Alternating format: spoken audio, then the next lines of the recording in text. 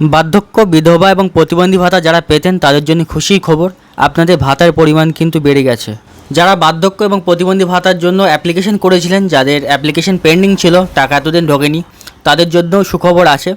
আবার কিছু মানুষ যারা ভাতা পেতো অলরেডি, তাদেরকে কিন্তু আবার নতুন করে ফর্ম ফিল আপ করতে হবে। আগের সরকারের কাছে করা অ্যাপ্লিকেশনগুলো আমি নিইনি, আমার কাছে করা অ্যাপ্লিকেশনগুলো আমি নিচ্ছি। তো সম্পূর্ণ ভিডিওটা দেখুন, নাহলে কিন্তু সমস্ত আপডেটগুলো আপনারা জানতে পারবেন না, ঠিক আছে?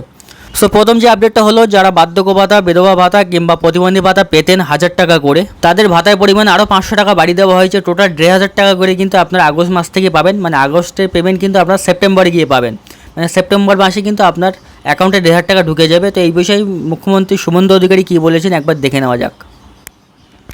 আমরা বার্ধক্য ভাতা, বিধবা ভাতা, দিব্যাঙ্গ ভাতা এই মাস আগস্ট মাস থেকে আপনারা সেপ্টেম্বরে যখন টাকা পাবেন আগস্টের 500 টাকা বেশি পাবেন।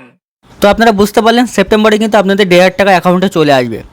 আর যাদের অ্যাপ্লিকেশন দীর্ঘদিন ধরে পেন্ডিং হয়ে আছে, যারা এখনও টাকা পাচ্ছেন না, তাদের জন্য কিন্তু একটা বার্তা দিয়েছেন।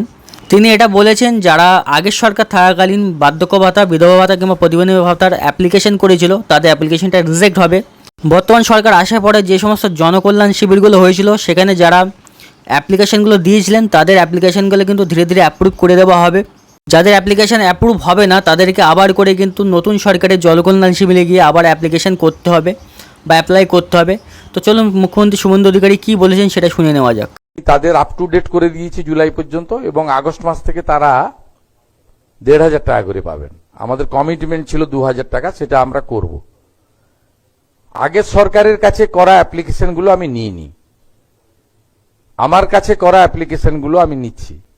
তাতে আপনার সরকার, আপনার পাশেতে প্রচুর অ্যাপ্লিকেশন আসছে।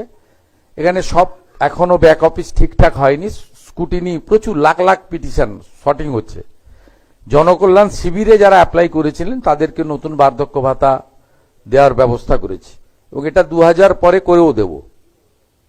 সো আপনারা বুঝতে পারলেন যে জনকল্যাণ শিবিরে গিয়ে কিন্তু আপনাকে আবার অ্যাপ্লিকেশন করতে হবে, তাহলে কিন্তু আপনার ভাতা অ্যাকাউন্টে ঢুকবে।